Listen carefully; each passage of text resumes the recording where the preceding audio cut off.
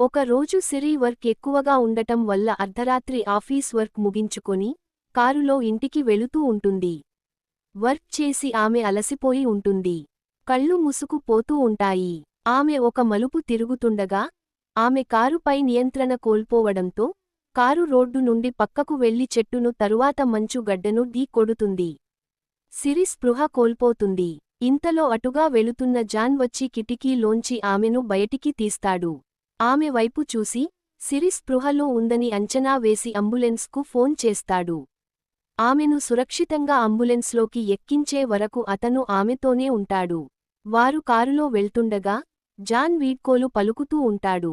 సిరి తన ప్రాణాలను కాపాడిన జాన్ను పెళ్లి చేసుకొంటే ఎలా ఉంటుందో అని ఆలోచిస్తూ ఉంటుంది. కొన్ని రోజుల తర్వాత జాన్ ఆసుపత్రికి సిరిని చూడటానికి వస్తాడు. వెంటనే ఇమోషన్తో వారు ఒకరిని ఒకరు కౌగిలించుకుంటారు. కొంతకాలం స్నేహంగా ఉండి తరువాత ఒక్కరిని ఒకరు అర్థం చేసుకొని పెళ్లి కూడా చేసుకుంటారు.